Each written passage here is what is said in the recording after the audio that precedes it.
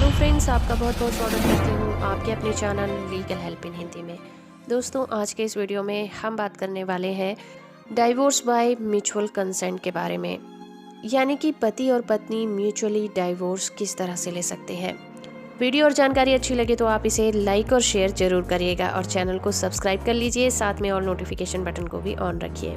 दोस्तों, mutual consent से divorce के बारे में आपने अक्सर सुना होगा, जिसका मतलब ये होता है कि आपसी सहमति से तलाक लेना, जो एक सिंपल और आसान सीधा सा रास्ता होता है।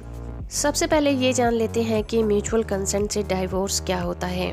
हिंदू मैरिज एक्ट 1955 के सेक्शन 13B में ये प्रोविज़न किया गया है कि हस्बैंड और वाइफ म्यूचुअली कंसेंट से डाइवोर्स ले सकते हैं, जिसके लिए उन्हें कोर्ट में एक पिटीशन फाइल करनी होती है, जिसके लिए हस्बैंड और वाइफ पूरी तरह से एग्री होने चाहिए।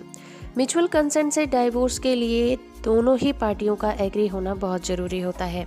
ऐसा नहीं होना चाहिए कि हस्बैंड तो एग्री है डाइवोर्स देने के लिए बट वाइफ मना करती है, तो वो डाइवोर्स म्यूचुअली नहीं हो पाएगा, क्योंकि इसकी पहली शर्त यही होती है कि डाइवोर्स आपसी सहमति से ही होगा। डाइवोर्स या सेपरेशन के लिए म्यूचुअल कंसेंट से डाइवोर्स एक बहुत ही पीसफुल तरीका है। म्यूचुअली डाइवोर्स के लिए हस्बैंड और वाइफ का 2 कंडीशन पर एग्री होना बहुत ज़रूरी होता है। पहली कंडीशन है एलिमनी और मेंटेनेंस पर, जिसके अंदर ये डिसाइड किया जाता है कि हस्बैंड अपनी वाइफ को कितना मेंटेनेंस देगा, और अगर ऐसे में वो हर महीने मेंटेनेंस देता है तो वो कितना देगा, और अगर एक फिक्स अमाउंट देता है तो वो कितना होगा, जिस पर दोनों की सहमति होना बहुत ज़रूरी होता है। जिसका फ़ायदा ये होता है कि लॉ की तरफ से इसमें कोई भी लिमिट फिक्स नहीं की गई है, ना ही वो इसमें कोई दखलंदाजी करता है। ये पूरी तरह से दोनों हस्बैंड वाइफ पर डिपेंड करता है कि वो आपसी सहमति पर किन किन चीज़ों पर एग्री हुए हैं। फिर दूसरी शर्त आती है चाइल्ड कस्टडी को लेकर। अगर दोनों का कोई बच्चा है तो उन्हें ये डिसाइड करना होता है कि बच्चा किसकी कस्टडी में रहेगा। बच्चा अपनी माँ के पास रहेगा या बाप के पास रहेगा, ये दोनों पार्टी की म्यूचुअली अंडरस्टैंडिंग पर डिपेंड करता है कि बच्चे की कस्टडी कौन लेना चाहता है। लेकिन अगर दोनों ही पार्टीज़ में एलिमनी या फिर चाइल्ड कस्टडी को लेकर आपसी सहमति नहीं बन पाती है तो वो म्यूचुअल कंसेंट से डाइवोर्स नहीं ले पाएंगे।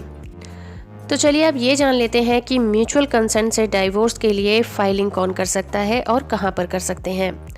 म्यूचुअल कंसेंट से डाइवोर्स के लिए सिर्फ वो पार्टी ही अप्लाई कर सकती है जिनकी मैरिज को मैक्सिमम 1 ईयर कंप्लीट कर लिया है। म्यूचुअल डाइवोर्स के लिए कोर्ट की तरफ से ये एक कंडीशन रखी गई है, मैरिज के 1 साल के अंदर अगर आप म्यूचुअल डाइवोर्स फाइल करना चाहते हैं, एटलीस्ट आपको 1 ईयर तो साथ गुजारना ही होगा। अगर आप एक साथ नहीं रह सकते तो आपको अलग अलग रहकर 1 साल का वेट करना होगा। इसके बाद भी अगर आपको लगता है कि आप दोनों के बीच कुछ भी ठीक नहीं होने वाला है, कोई भी पॉसिबिलिटी नहीं है, तो आप म्यूचुअल डाइवोर्स के लिए फाइल कर सकते हैं। तो अब क्वेश्चन उठता है कि कहाँ पर फाइल करना है। जब आपने डिसाइड कर लिया कि आपको डाइवोर्स पिटीशन फाइल करनी है तो क्वेश्चन आता है कि कहाँ पर इस पिटीशन को फाइल करना होता है। आपकी पिटीशन वहाँ फाइल होगी जहाँ दोनों पार्टी साथ रह रही थी। लास्ट टाइम उस डिस्ट्रिक्ट के फैमिली कोर्ट में आपकी पिटीशन को फाइल किया जाएगा। वैसे तो हर रिलीजन का अपना डाइवोर्स लॉ होता है, अपना अलग कानून होता है। अगर कोई हिंदू है तो हिंदू में सिख, जैन और बुद्ध भी आते हैं। ये लोग हिंदू ही माने जाते हैं, इनके ऊपर हिंदू मैरिज एक्ट अप्लाई होता है।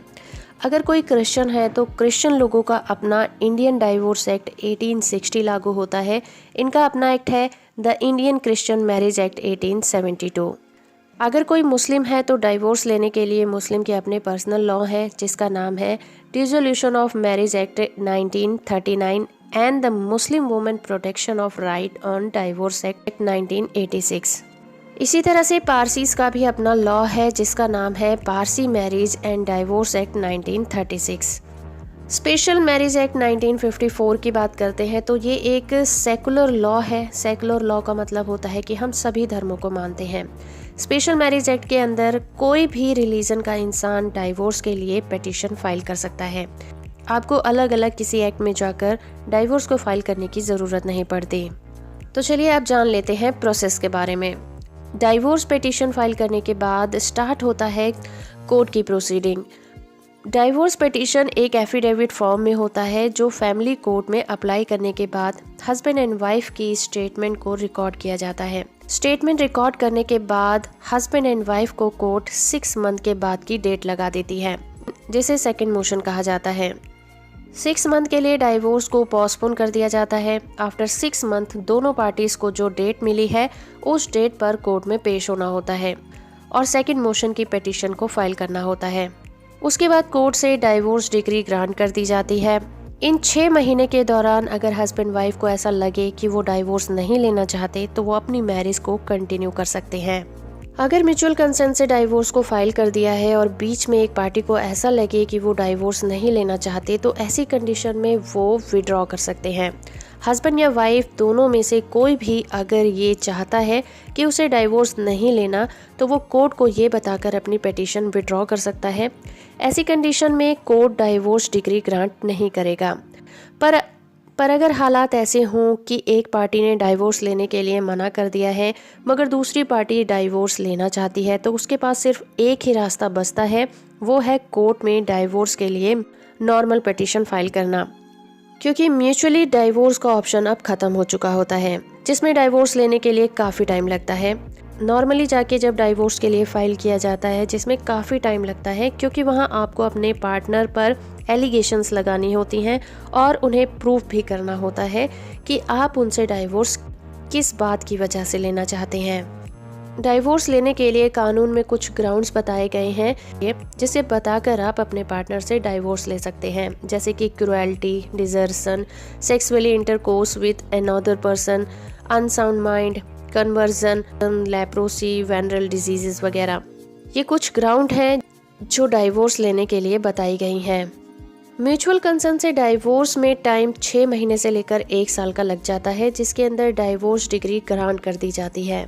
तो दोस्तों ये था वीडियो म्यूचुअल कंसेंट के ऊपर। आई होप कि ये जानकारी आपको पसंद आई होगी। वीडियो अच्छा लगा है तो आप इसे लाइक और शेयर जरूर करिए। चैनल को सब्सक्राइब कर लीजिए, साथ में ऑल नोटिफिकेशन बटन को ऑन रखिए ताकि जब भी मैं कोई नई वीडियो अपलोड करूं आप लोग उससे अपडेट होते रहें।